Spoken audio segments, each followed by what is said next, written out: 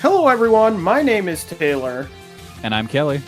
and we are the co hosts of Jumping Bomb Audio, the number one show all about the world of Joshi Pro Wrestling. Episodes drop every other Monday, where we discuss the biggest Joshi news, review shows, and preview the hottest upcoming Joshi action. So, whether you're a new fan or an old fan, we've got something here for you at Jumping Bomb Audio. Check us out on the Voices of Wrestling Podcast Network.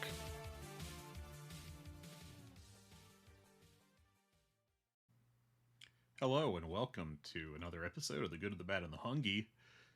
This is a solo show. It's just me, Fred. There's no Tyler this week.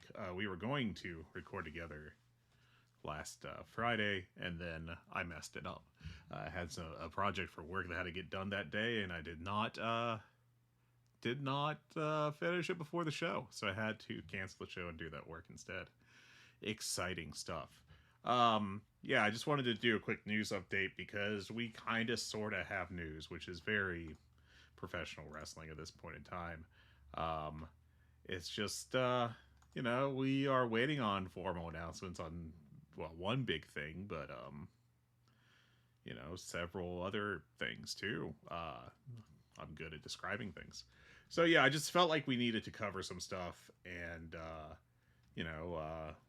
Tyler and I should be back this week for a joint show to talk about what happens on Grand Slam, which I hope you're able to listen to this before that show happens, at least the Dynamite portion.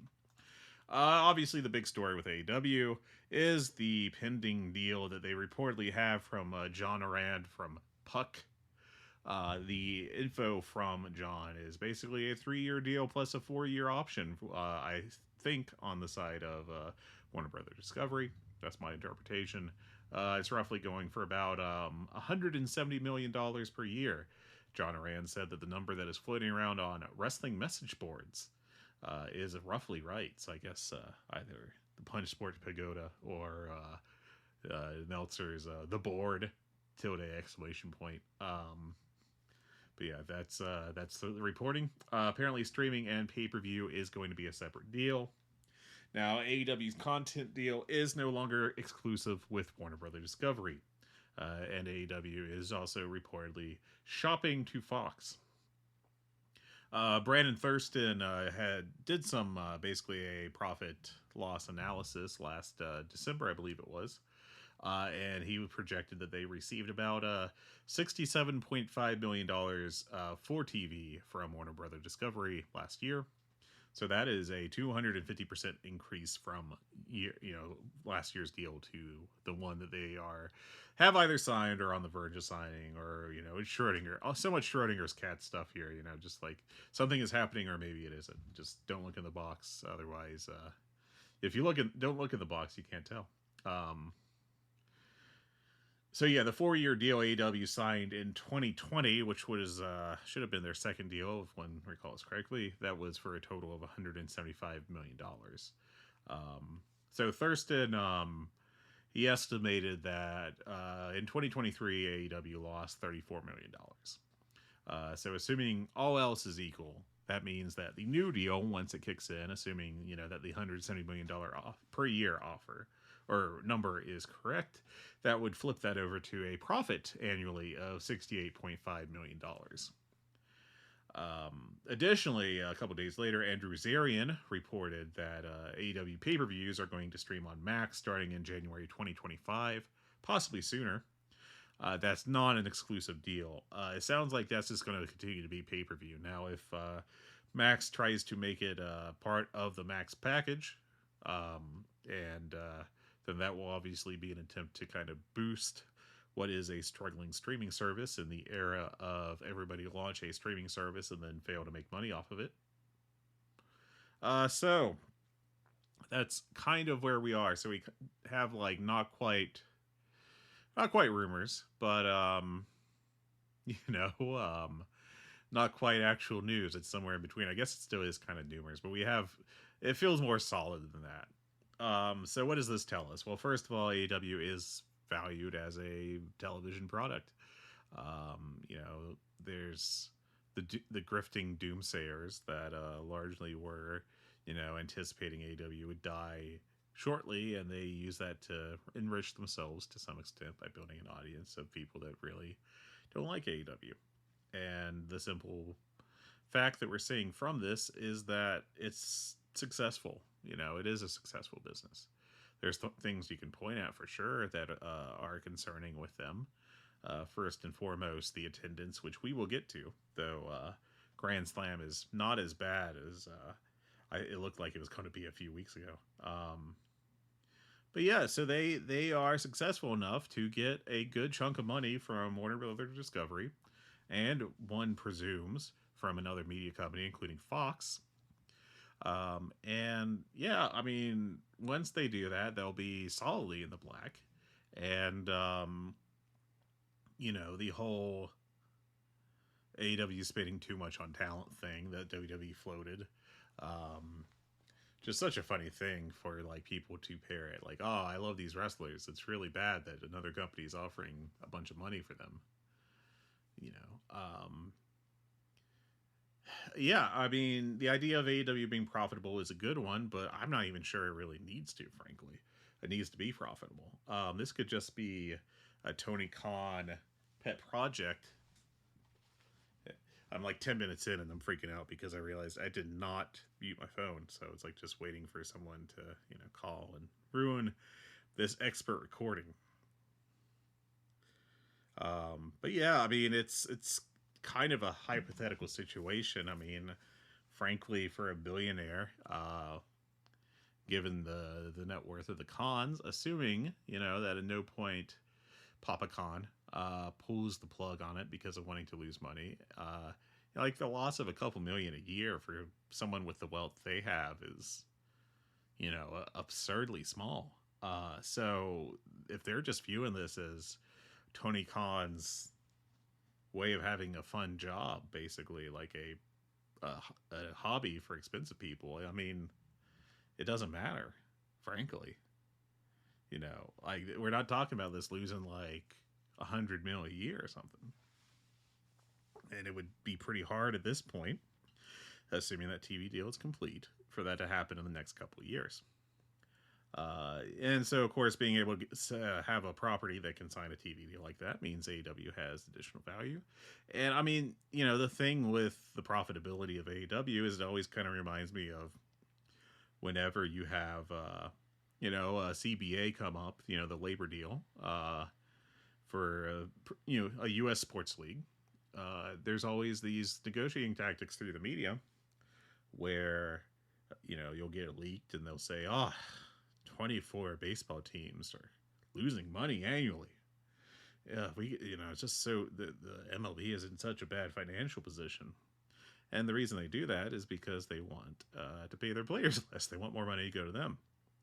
But people keep buying these franchises for hundreds of millions, if not billions of dollars. And it's kind of like, well, if it's such a unprofitable company, why are people buying in like that? And that's kind of where AEW is. If Tony Khan wanted to sell it for some, reason, even without the TV deal, it's not like he'd, be offloading it at a loss. I honestly believe that someone would pay top dollar, pardon the not quite pun, I guess, since the wrestler, I don't know what I'm doing, y'all. But yeah, I mean, it's a property that has value, and people want in on it. And the downside is that there's going to be people that are like, oh, well, just wait 3 years and then they'll get canceled and then they'll die. And I mean, this is just going to be the cycle. There's always going to be these people that want this company to go away because, they didn't want an alternative to WWE. They just wanted WWE to be marginally better. And I guess it is. I mean, it's definitely hot. Let's not kid ourselves. But it's not a product that really strongly appeals to me. So yeah, AEW's here. We kind of have a proof of concept that it's, or not even proof of concept. We have proof of financial proof that it's a viable idea, and they're making good money, and they're going to be around for a while. So that's going to be all right. Some notes on talent. First of all, Miro has requested a release from Fightful. or from Fightful, per Fightful from AEW. Dave Meltzer has also reported that AEW is less confident that Daniel Garcia is going to re-sign as of yesterday. I'm recording this on 9/25, so it'll be September 24th. And Kevin Owens' deal is reportedly up, and he's reportedly open to talking with AEW. So there's two different things here that I want to talk about. One is the, reportedly the stuff that may happen, right, or almost happen, with, Miro asking out and not getting his way, and additionally, Daniel Garcia's contract status. I mean, they're not really news stories yet, because nothing's really happened. They're speculation stories. I suppose it's actually proper news that Miro asked for a release, but first of all, with Miro, he went through a divorce. It wasn't, I wouldn't say it's public. Both parties involved were public figures. Obviously, people don't have the easiest time being divorced. It's not a pleasant process most of the time. So, I don't know how much, I'm not saying blame. That's obviously not what I'm trying to do here, or trying to talk about. How much reading of what his future is would show. Because, does he want out because he just wants to, get away from wrestling for a while, as we got a run-in by the Lahiha de Hungee Kat? Get over here. Where are you at? There you are. All right. She comes in and she hears me talking and she wants the attention, and then I pick her up and she's unhappy with that. But anyways, there's currently a cat on my arms getting rubs while it thinks about trying to leave. So is Miro just wanting away from wrestling and just wanting to, go home, or is he wanting to leave? I think in AEW he found that he had a ceiling. Fair or not, I just kind of feel like it's a situation where he wasn't going to be able to go much higher.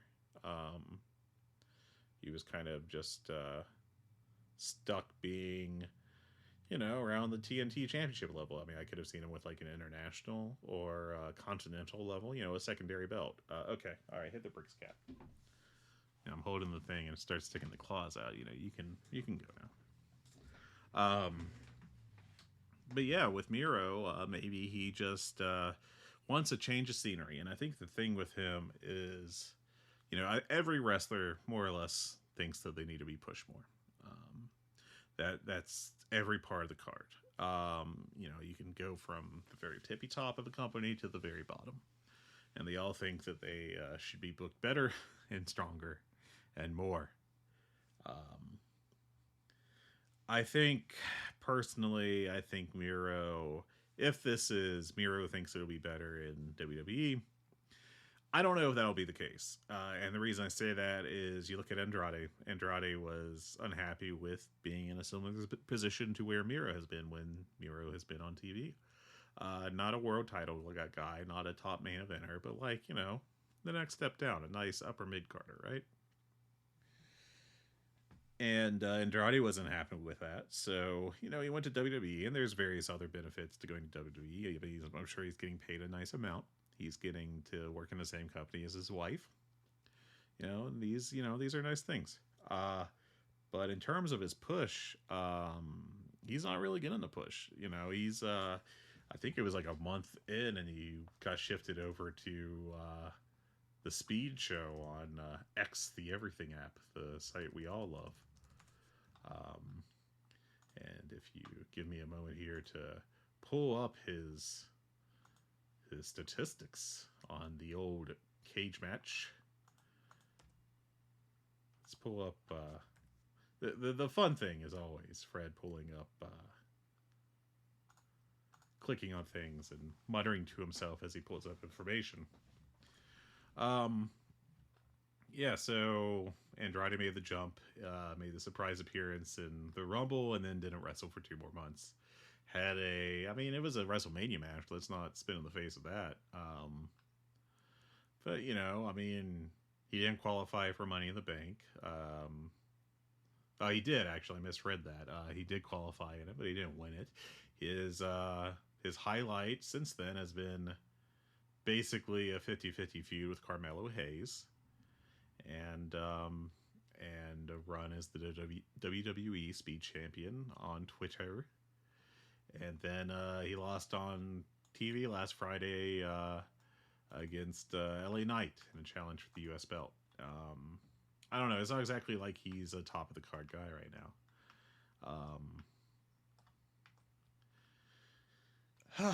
I mean, it's just a situation where I would imagine that Miro would get slotted in a very similar situation, a very similar spot. That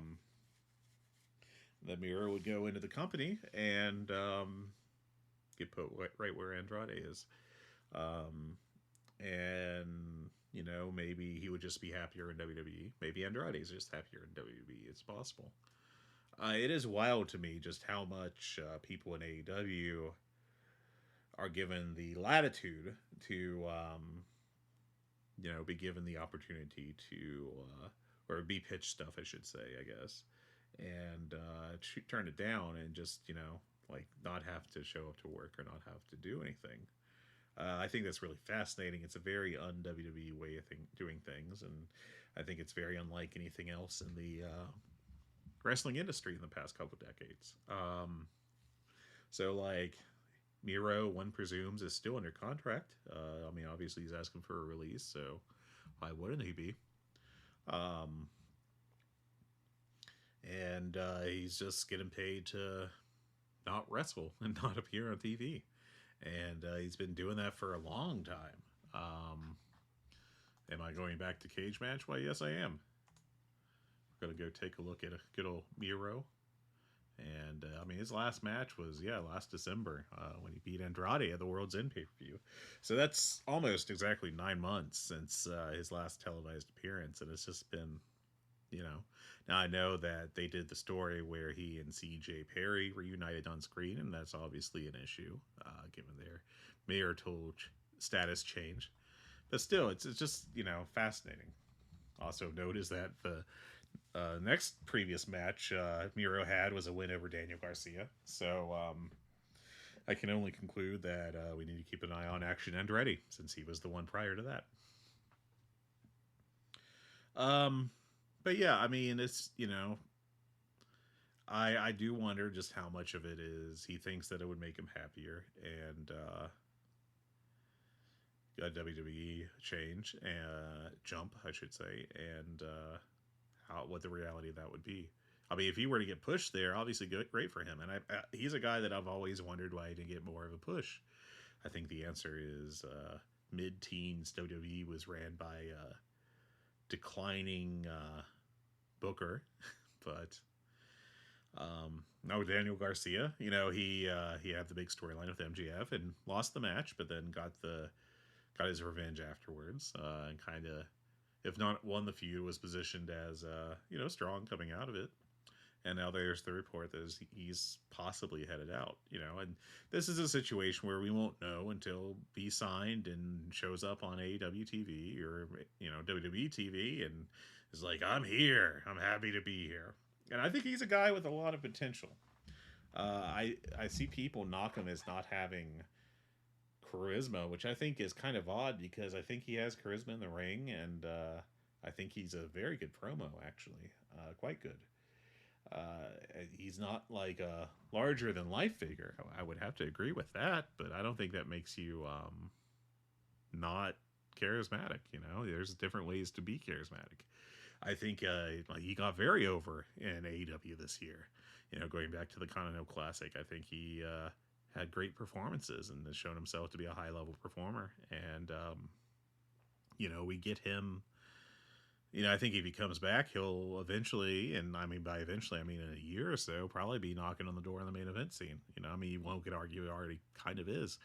But I think he'll be treated as a major figure. WWE, again, I think WWE is such a different company that it's hard to say. Now, I'm not exactly following it closely, but, I just, off my impressions of WWE, and I have watched most of their acclaimed matches from this year.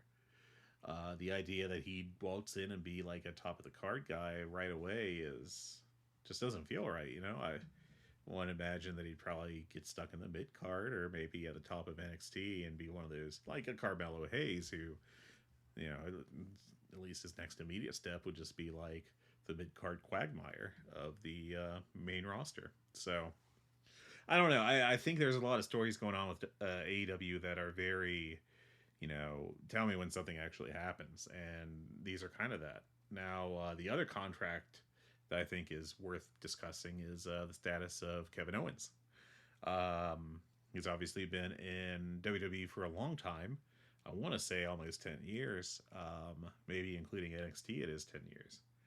And in that time, he's never been a true main eventer.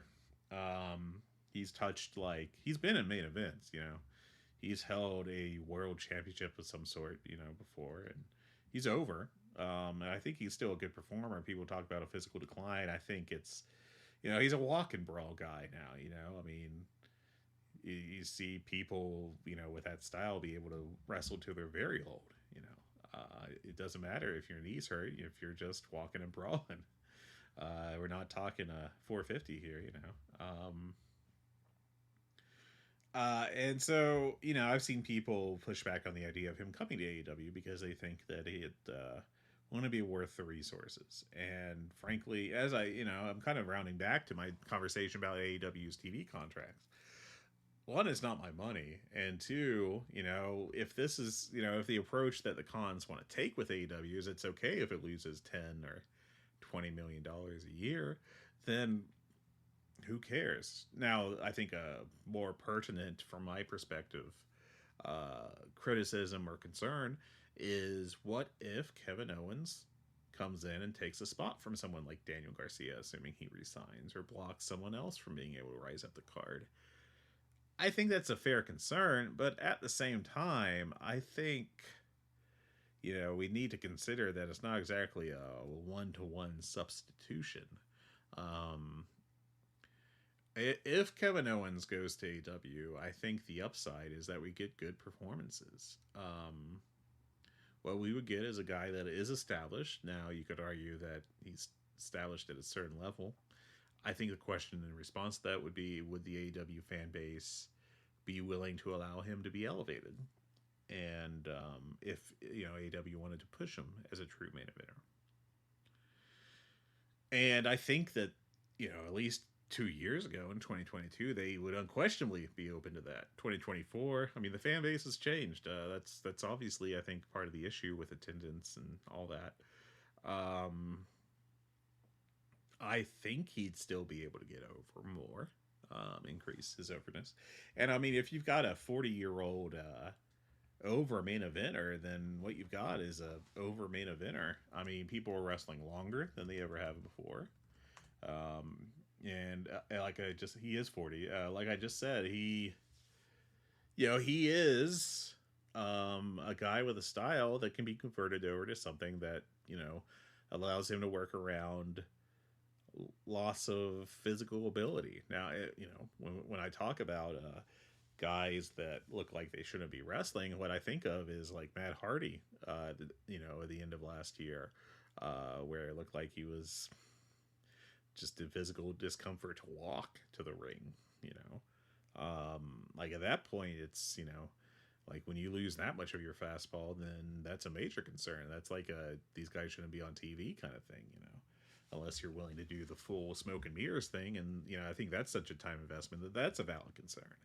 I just didn't see where doing what it would take to make the Hardys a successful TV act in 2024 made sense at AEW size. TNA is a different matter. They're easier to slide into there and get over. So, I mean, I think Kevin Owens has a lot more in the tank. I think he's got a lot of ability. And the thing that actually excites me the most about the thought of Kevin Owens joining AEW is the freedom on the mic.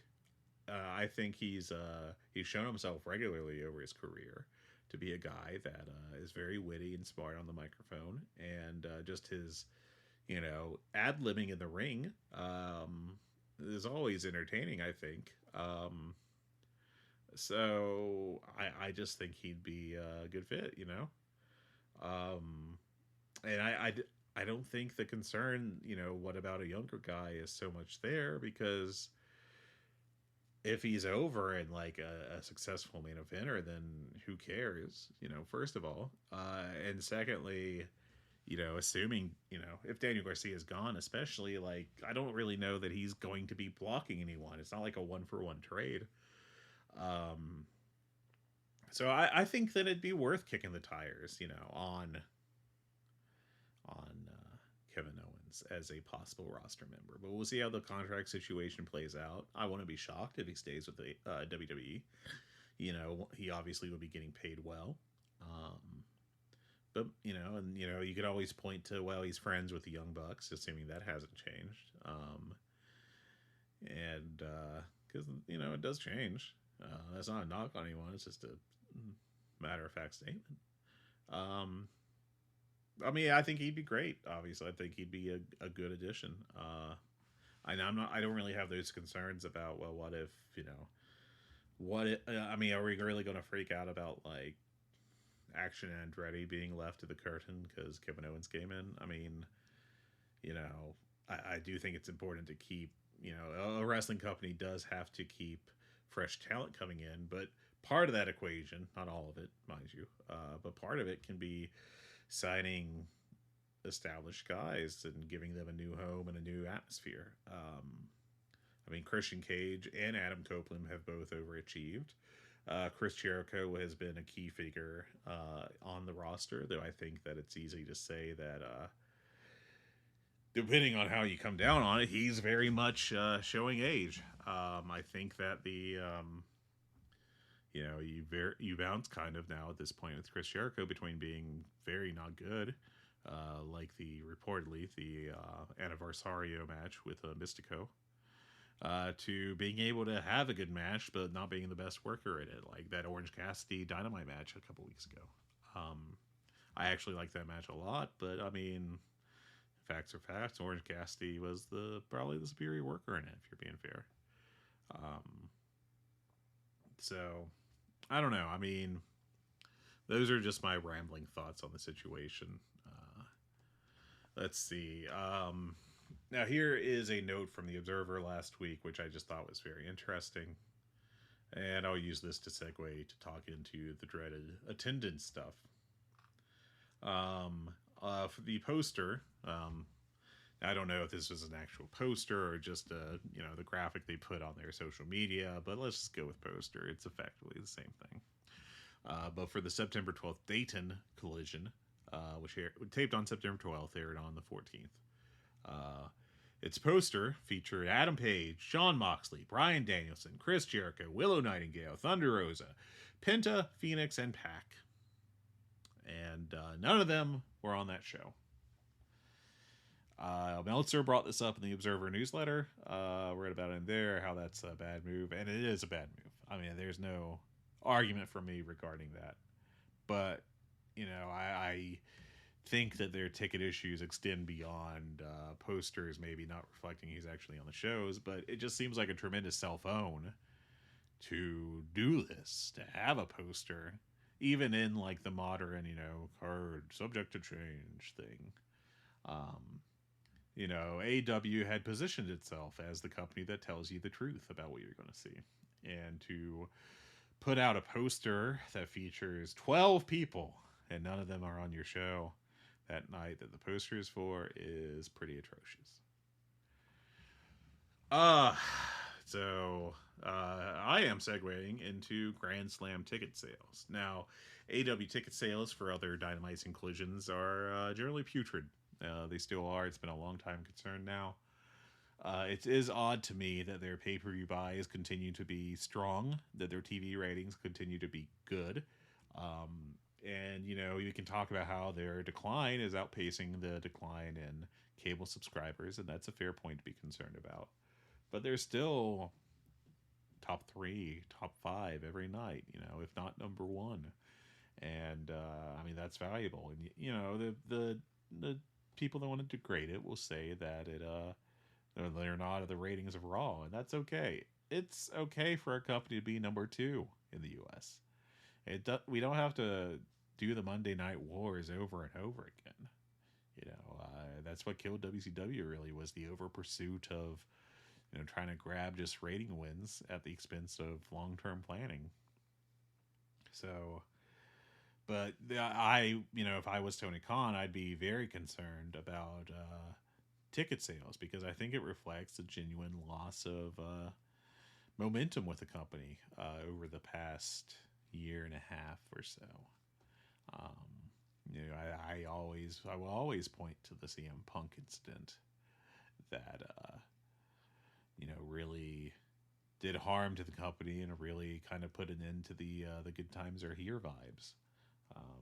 And then once you had WWE get hot, when your company is number 2 and it feels notably not hot, and the number 1 company is hot and drawing 10 to 15,000 on a weekly basis, then that just exaggerates the issue for the number 2 company.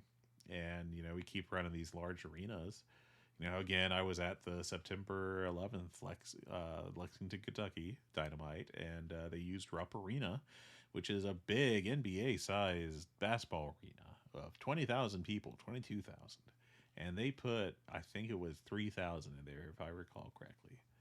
And it just, I thought the crowd was pretty into the show. I don't think that was a bad crowd, but the size disparity, I think, reflects. I haven't gone back and watched that Dynamite on TV yet. I should have, but busy. But the idea that you're in this massive basketball arena and you're filling a seventh of it, that's rough. That's a rough image.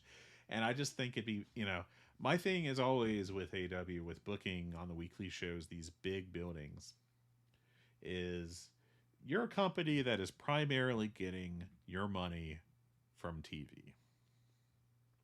To me, and this has always been, I think, how I've looked at it, is it's more important for your show to look good on TV than for you to max out tickets sold. So I am convinced that it would be better if for Dynamites and Collisions and Rampages, or once assuming that everyone's right, that Rampage is getting replaced with Shockwave, that show. If they I've always thought it was important to make those shows look good on TV. And I think that would help with your problem is if you are in a building that seats 2,000, it's a sellout, and you've got the 2,000 fans that are into your product. That looks so much better than being in a building that seats 22,000, but you put 3,000 in there. And it just does not feel like a rowdy crowd. It feels like people that are into the show, but they're like spaced out. When you start putting like COVID distance restrictions on your crowd, which I'm not saying they did that, but if they were to try to fill Rupp fully and didn't close off sections, if they tried to seat people, in there, there'd be like 20 feet between people. That'd be insane to look at. And so you got the camera tight on the hard cam side on towards the people that are there, and then you've got the every other part of the arena just dark and empty, and like your fans are looking at that from one side of the ring to the other. It's just, I don't know, I just think you can do the vibes better. I think, and I've said this before, I think, on this show, but I'll repeat myself. I think it'd be better for them if they, or it'd be good for them if they just took Collision off the road and for 3 months just taped it in Daly's place. I'm not saying you necessarily have to do the full like WCW Disney tapings mid-90s thing where you have to like do the continuity dance and everything, try to keep everything straight. But at least you'd be able to get a good crowd in Daly's place. It's a different looking venue. It's not Basketball Arena number 34, just swapping in like where the light boards for ads are or whatever. They need to do some stuff like that. I still think it was incredibly cool when they had the episodes, I think, of Dynamite early on. They were on the Jericho Cruise. They need to go back to finding unique arenas. If and if that costs you, I don't know, $50,000, $20,000 a show, even that much, you're making so much money off of TV. I can't imagine it would hurt you if you were just like, we're in smaller buildings, but they're filled with our true fans that are into the show. Meltzer's always had an argument that, well, if you're in the smaller building in a city, then you're looked at as a minor league company. But I mean, who cares? There's so many other things with this company that make it major league, and it's starts with dollars and ends with cents. You got the money going around, you got the TV money and all this stuff. And if I think people that look at it as a minor league wrestling product are at this point just kind of decided that AEW bad, Fed good. With Grand Slam, 2021, they put more than 20,000 people, 20,177 people in that building, the Arthur Ashe Stadium. 2022, that dropped down to 13,800, and then 2023 stayed at 11,263. So, I mean, I was not shocked by a drop off from year 1 to 2, and then 2 to 3 was close. I mean, it wasn't, it was down, but it was, not a concerning one, I think. This year, WrestleTix tweeted out, was this today? This was today, this morning, that they have 7,461 tickets distributed.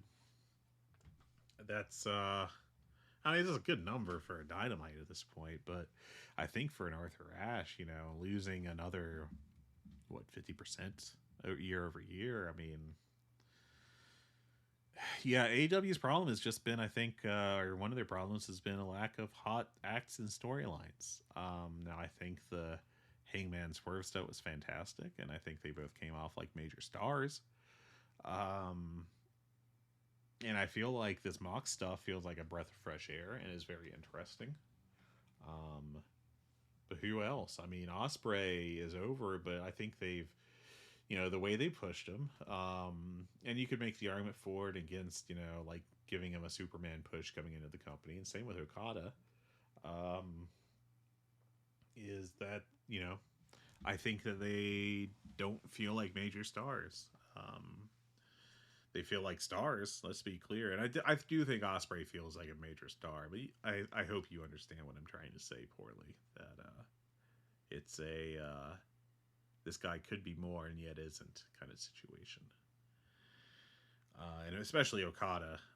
Okada feels like he's been reduced to a comedy figure, and that's just kind of an insane way to use your big money free agent acquisition. I don't know. And I think that's more or less the news I wanted to touch on for this week's show. Just a quick little catch up before we get Grand Slam Part 1 tonight. Wrestle Dream is coming up shortly. That's 2.5 weeks at this point, October 12th. Grand Slam. We should do a preview of the card, just real quick. Reportedly, per Wikipedia, this is what we got. Kyle Fletcher and Ospreay against the Young Bucks. I think we'll probably see a turn there. I don't know, with Ospreay and the Callis family. That will probably be a good story, but I mean, I don't know if that's really going to be a ass and seats kind of thing, right? Roderick Strong versus Hook for the 1999 WWF Hardcore title. Bryan Danielson and Nigel McGuinness, if it happens. What a weird way to sell a match. This should be a meaningful match, and their build to it has been, we don't know if Bryan Danielson will show up. I don't know, man. That just doesn't feel like a successful thing. And Yuka Sakazaki challenging Mariah May. Forgot to mention that. And then Darby putting his World Championship match up on the line against Jon Moxley on the same card that the guy that would be out, that Darby was supposed to challenge, is wrestling. One presumes. What the hell? That's such a dumb story. It's gonna make Darby look like a stupid idiot. I can't get on board with that. And then on Collision, We got a Jack Perry Open Challenge for the TNT Championship. We've got a Saraya against Jamie Hayter, and a Saraya's Rules, where Saraya can basically do whatever she wants with no DQs. And the winner receives an autographed copy of Saraya's autobiography, which that's a funny bit. I'll give him that. We got a 3-way match: Hologram, the Beast Mortos, and Realistico. He's clearly going to be taking the fall, taking the pinfall. Realistico. One of these guys is not like the other.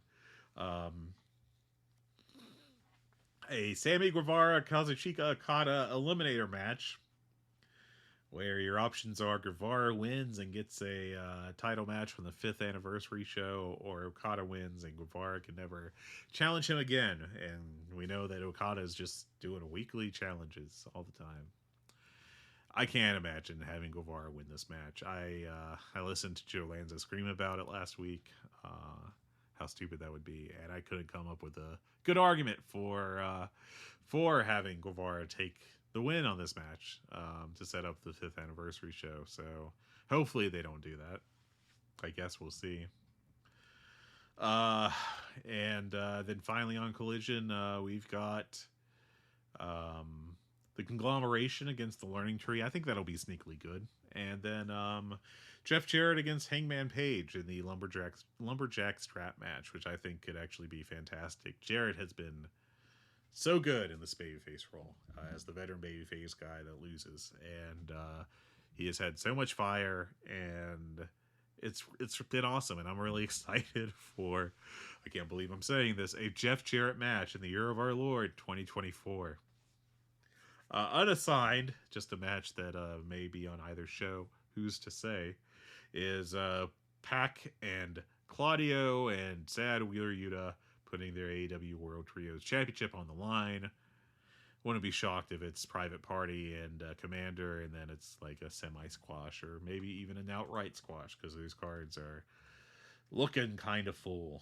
I don't know. That just doesn't put a lot of wind in my sails as a thing. But hey, you can't win them all. Now I can say that I was a guest on Mr. Warren Hayes' live show. Boy, don't ask me when. I'm so good at this. I don't know why anyone ever invites me to anything or puts up with my presence at all. I think it was a week ago. I think it was on the 18th. And I just hijacked a show, and we talked about who would have been a better option to be the Marine in the Marine 3 instead of the Miz back in 2012 or whatever year that was. So I think that's about enough rambling from me. Grand Slam is tonight. I hope you all enjoy the show. I hope it's a good one. Tyler and I hope to discuss the show this Friday, probably. But we'll see how it goes. And yeah, that's it. I've somehow wasted 43 minutes on this. I hope you enjoyed it. If you want to discuss anything, feel free to join us in the Voices of Wrestling Discord. You can do so by clicking wherever the hell the link is, and then finding our The Good, the Bad, and the Hungry show channel. You can also email us at goodbadhungee, HUNGEE, at gmail. Am I giving the right email? I've had a run here on the show of giving bad links, and I am atrocious basically at all things. I didn't even give you the right email address. God almighty. It's HungeePod, HUNGEEPOD at gmail.com. I am very tired and very bad at this. But feel free to join us or contact us that way. Leave Twitter. Just delete your account. It's okay. Just let it go. Let it die. It's not what it once was, and it never will be again. That's it. Everyone have a great day. I'll talk to you later. Bye. Hello there, everybody. It's me, Garrett Kidney, the co-host of You've Got to Be Kidding Me on the Voices of Wrestling Podcasting Network. And I am Liam Jones, my full name, and I'm also a part of the Voices of Wrestling Podcasting Network as a co-host for You've Got to Be Kidding Me. We are a TNA history podcast that covers TNA 1 month at a time. We cover all the drama, all the matches, all the Vince Russo nonsense you could ever want in your life. Have you heard of TNA? I bet you have, but would it be funnier if two people made jokes over it the whole time? Probably. So if that sounds like fun to you, check it out on this very Voices of Wrestling Podcasting Network, and Liam will do bits and whatnot.